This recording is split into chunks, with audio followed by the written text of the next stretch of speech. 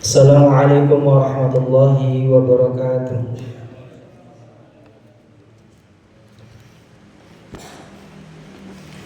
Alhamdulillahil malikid dayyan, thumma salatu wassalamu ala sayyidi waladi adnan wa ala alihi wa ashabihi wa tabi'ihi ala marriz zaman. Asyhadu an la ilaha illallah wahdahu la syarika lah, al-munazzahu minal wujudi wal jihati wal zamani wal makan. Wa asyhadu anna sayyidina Muhammadan alladhi kana khuluquhul Qur'an. Amma ba'd. Alhamdulillahirabbil alamin. Jamaah salat maghrib Masjid Puncak Al-Imam yang sama-sama harapkan ridha Allah Subhanahu wa taala. Bersyukur kita kehadirat Allah Subhanahu wa taala yang telah menjadikan syariat berwudu untuk kita terus menjadi wasilah kita membersihkan diri kita dari seluruh kotoran-kotoran baik yang zahir maupun yang batin. Semoga salawat beriring salam semoga tetap tercurahkan kepada Nabi Muhammad sallallahu alaihi wasallam, yang dari beliaulah satu-satunya kita mencontoh bagaimana Nabi Muhammad sallallahu alaihi wasallam menjaga kebersihan lewat wudunya yang sempurna. Maka dari itu kami sangat senang dan berbahagia sekali karena tadi saya kira hujannya deras sekali. Tadi sempat main hujan sebentar, ternyata sudah reda. Alhamdulillahirabbil alamin. Dan kita mengulang pembelajaran di pekan yang telah berlalu. Bagaimana syahadat itu adalah menjadi fondasi penting kita dalam kita berislam. Dan nantinya dari syahadat itu lahir akan kekuatan-kekuatan baru untuk kita bersyariat. Tanpa adanya syahadat, amalan-amalan yang kita perbuat maka tidak ada gunanya, maka tidak dihitung kesahihannya, maka tidak dihitung keabsahannya menurut ilmu fikih. Maka juga kemarin kita di syahadat adalah bagaimana kita meyakini Allah Subhanahu wa taala. Yang pertama mulai dari meyakini zatnya. Setelah itu kita meyakini apa kemarin? Setelah itu kita meyakini kemauannya Allah Subhanahu wa taala, atau tujuan beribadah kepada Allah Subhanahu wa taala adalah hanya Allah Subhanahu wa taala saja. Dan yang ketiga adalah meyakini akan kekuasaan Allah Subhanahu wa taala. Yang mana ketika tiga ini tidak terpenuhi, berarti Islamnya tidak batal. Islamnya masih ada. Islamnya tidak batal. Akan tetapi keislamannya cacat atau berkurang, artinya tidak keluar dari Islam. Maka dari itu jamaah hadirin, ibu-ibu dan bapak-bapak yang dirahmati Allah oleh Allah Subhanahu wa taala, malam ini kita akan kembali mengulang pembelajaran kita yang telah berlalu, mungkin telah puluhan tahun atau bertahun-tahun yang lalu kita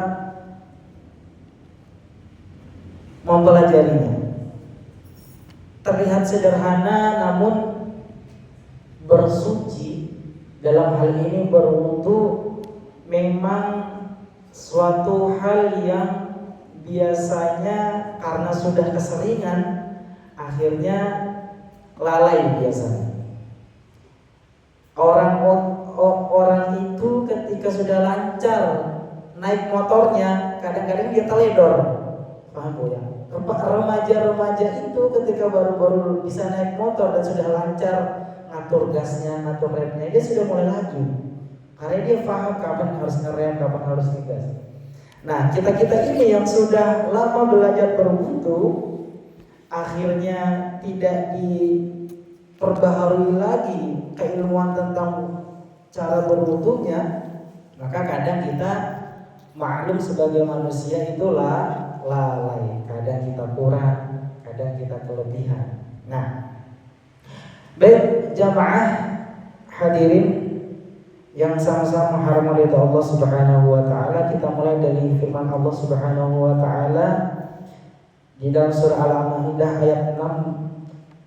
Allah Subhanahu wa taala mengatakan, "Ya ayyuhalladzina amanu idza kuntum ilas sholati faghsilu wujuhakum wa aydiyakum ilal marafiq wamsahu bi ru'usikum wa arjulakum ilal ka'bayn." Wahai orang-orang yang beriman, apabila kamu hendak melakukan sholat, maka basuhlah wajahmu dan tanganmu sampai siku, dan sapulah kepalamu, dan basuh kakimu sampai kedua mata kaki. Inilah perintah dari Allah Subhanahu wa taala yang secara global itu kita pahami sebagai perintah berwudu. Nah, kenapa di Al-Quran itu tidak menerangkan langsung aja Pak Heru? Langsung aja satu persatu terperinci bagaimana berwudu itu. Nah, kalau diterangkan seperti itu karena Al-Quran itu adalah turun ketika Nabi Muhammad SAW dijadikan uswah. Makanya Rasulullah SAW itu nggak repot-repot. Bagaimana sholat, ada seminar sholat khusyuk misalnya, nggak ada di zaman Nabi, nggak ada seminar sholat khusyuk. Karena kenapa? Rasulullah sendiri simple biasanya, shollu kama ra'aitumuni usolli. Sama dengan ibadah-ibadah yang lainnya, berwudulah kamu sebagaimana kau melihat aku berwudu. Makanya Al-Quran itu memerintahkannya hanya secara global, karena turunnya ketika Rasulullah SAW bertepatan dijadikan uswatun hasan. Sebelumnya kita mendengarkan bersama hadis Rasulullah SAW yang diriwayatkan dari Muslim nomor 244 yang berbunyi, an Abi Hurairah anna Rasulullah SAW qala idza tawadda'a al-'abdul muslim awil mu'min faghasala wajhahu kharaja min wajhihi kulla khati'atin nadhara ilaiha bi'ainaiha ma'al ma'i aw ma'a akhiri fataral ma'i. Apabila seorang hamba muslim atau mukmin berwudu dan membasuh wajahnya, maka keluarlah dosa-dosa dari wajahnya bersama air atau bersama tetesan terakhir air. Jadi ketika bersamaan dengan kita berwudu, maka dosa-dosa kita juga pun ikut berguguran. Mulut yang tadi sebelum sholat dipakai untuk menggunjing tetangga, mulut yang tadi sebelum sholat dipakai untuk, mohon maaf agak tinggi nadanya dengan suami, mulut yang tadinya dipakai untuk biar anak itu cepat diam, itu nanti dibasuhnya ketika berwudu. Bagaimana berkumurnya? Dari situ nanti dosa-dosanya rontok. Jadi nanti kalau ada istri-istri yang cerewet, nanti bapak-bapak boleh menyarankan silakan berwudu. Kalau marah-marah, silakan Umi wudu dulu. Boleh kita bersihkan dosa-dosa kita lebih dahulu. Ya, seperti itu. Maka selanjutnya kita masuk ke pengertian wudu. Apa sih wudu itu? Jadi wudu itu berasal dari kata wadoa yadhu yang berarti bersih dan indah. Kalau ada ibu-ibu yang bapaknya bernama Dia itu adalah yang bercahaya, Diaur Rahman, dia udin, terus apalagi dia itu termasuk akar katanya sama dengan berwudu. Baik, kita lanjutkan, kita baca dulu kitabnya, mengambil berkah dari kitab Mabadi'ul Fiqhiyah di bab berwudu. Sudah dibuka semua ibu kitabnya? Kita sampai halaman kemarin.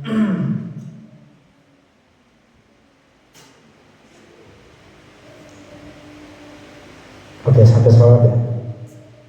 Bismillahirrahmanirrahim. Kam furudul wudu'i, berapa fardunya berwudu? Furudul wudu'i sittatun, fardunya wudu cuma ada 6, hanya ada 6, dan di seluruh dunia kita yakini bersama fardunya wudu sesuai dengan tuntunan dari Al-Quran adalah cuma 6. Maka apa saja fardunya berwudu? Al-awwalu an-niyatu, yang pertama adalah niat. Jadi ibu semuanya, seluruh amal yang kita lakukan itu berdasarkan dengan niat.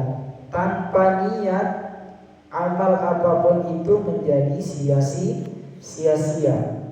Ini menurut aturan fikih. Nanti kalau kita ngaji tazkiyatun nafs atau misalnya kita ngaji tasawuf misalnya, nanti niat-niat yang seperti itu akan menjadi kabur dengan sendirinya. Nah, kalau ngaji fikih itu memang harus jelas, yang haram-haram, yang halal-halal, yang mubah-mubah, itu harus dijelaskan.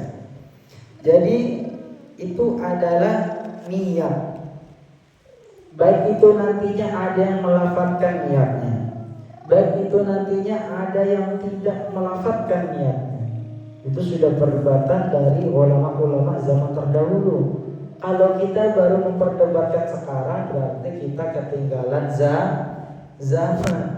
Ya, kalau kita baru memperdebatkan sekarang, berarti kita ketinggalan zaman. Karena ulama-ulama terdahulu sudah menjelaskan kedudukan niat itu seperti apa. Jadi niat. Setelah itu adalah ats-tsani ghuslul wajhi. Yang kedua adalah membasuh wajah. Jadi ketika membasuh wajah itu sudah mulai niatnya diperjalankan. Jangan ketika berkumur niatnya sudah dimasukkan dalam hati, berarti niatnya tidak sah. Niatnya itu ketika pertama kali membasuh anggota wajib, ketika pertama kali membasuh rukun wudunya. Anggota pertama yaitu wajah. Selanjutnya adalah ats-tsalitsu ghuslul yadaini ma'al mirfaqain. Jadi yang ketiga adalah membasuh kedua tangan sampai siku. Tidak boleh kurang, boleh dilebihkan tapi tidak berlebihan sampai siku. Yang kelima adalah membasuh kedua kaki sampai mata kaki. Al-khamisu ghuslur rijlaini ma'al ka'bain. Membasuh kaki sampai kedua mata kaki. Maka selanjutnya yang berikutnya adalah at-tartibu, yaitu tertib. Jadi tidak boleh dibalik-balik, kaki duluan baru muka belakangan, itu terbalik. Wudunya sungsang. Enggak ada ya wudunya sungsang. Kecuali ada beberapa pelaku amalan-amalan yang biasanya mohon maaf, menyantet orang, yang biasanya kita lakukan ibadah-ibadah yang biasa kita lakukan itu normal, dia lakukan terbalik. Itu ada Pak, lelaku yang seperti itu ada. Dan apakah berhasil? Berhasil. manjur. Itu lelaku-lelaku yang seperti itu biasa begitu. Atau bahkan yang biasanya Al-Quran itu kita baca, dia untuk menyantet orang, Al-Qurannya malah mohon maaf dikencingin atau diinjak.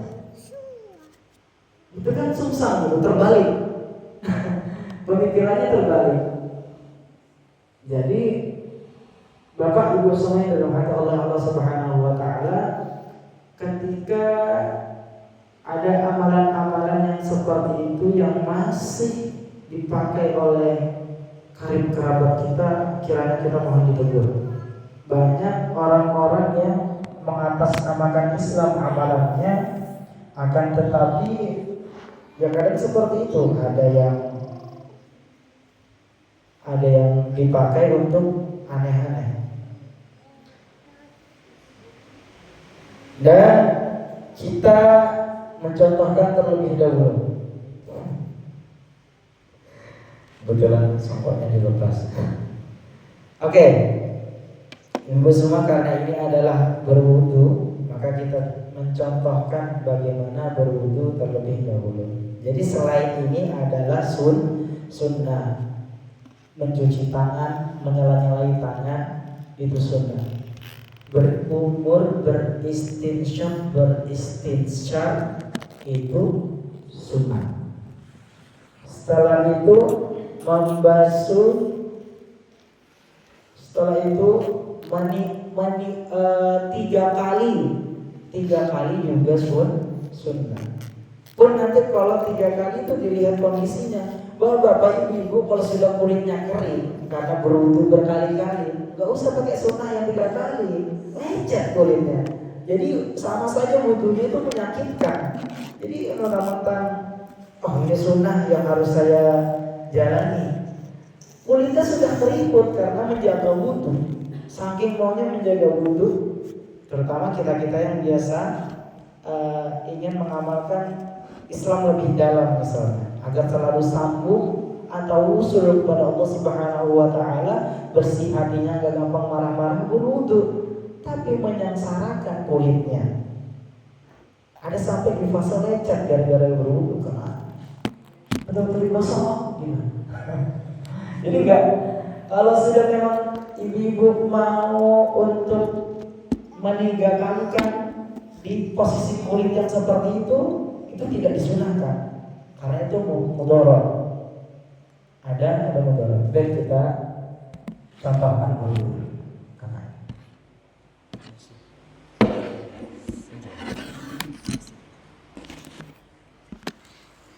Baik, ibu-ibu, ketika mencuci tangan itu sunnah yang pertama.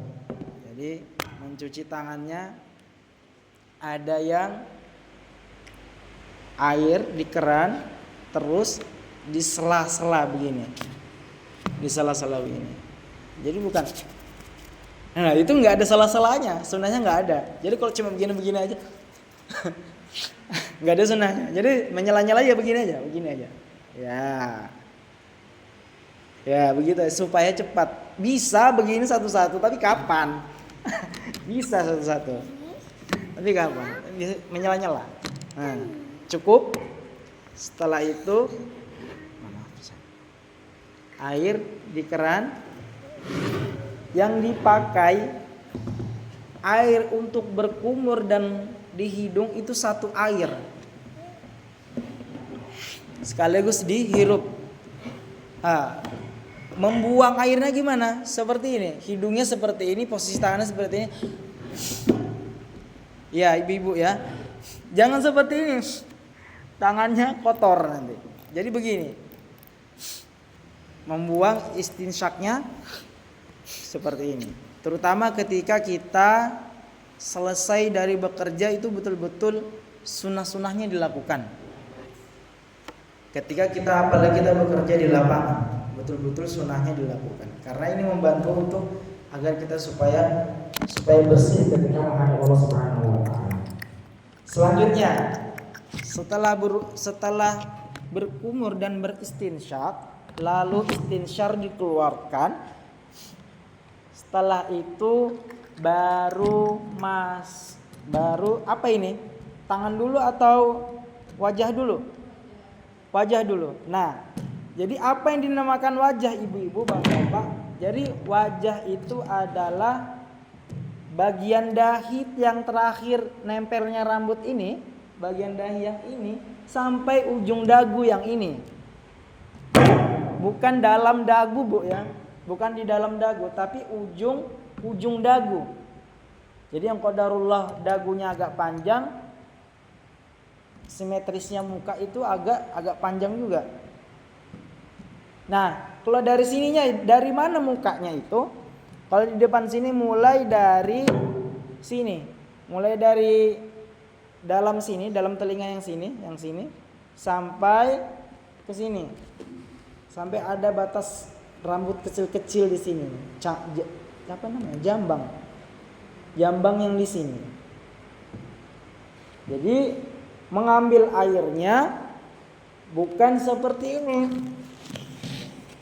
Ya, mengambil air begini. Jadi tangannya dilebarkan seperti ini, mengambil airnya diratakan seperti ini. Ini mengenai ujung pas terakhirnya tumbuh rambut, ujungnya seperti ini. Setelah itu diturunkan begini, diturunkan. Nah, sembari itu diturunkan, otomatis ininya ikut turun. Yang ini ikut turun. Jadi airnya nggak mustakmal sama sekali. Ya. Semuanya gini. Terus diturunkan. Terus begini. Nah, ini kalau sudah begini, kalau sudah tidak mengenai anggota wudu, kita begini lagi, mustakmal. Ya, apa itu mustakmal, Pak Heru? Air yang tidak boleh dipakai berwudu. Air yang sudah terpakai.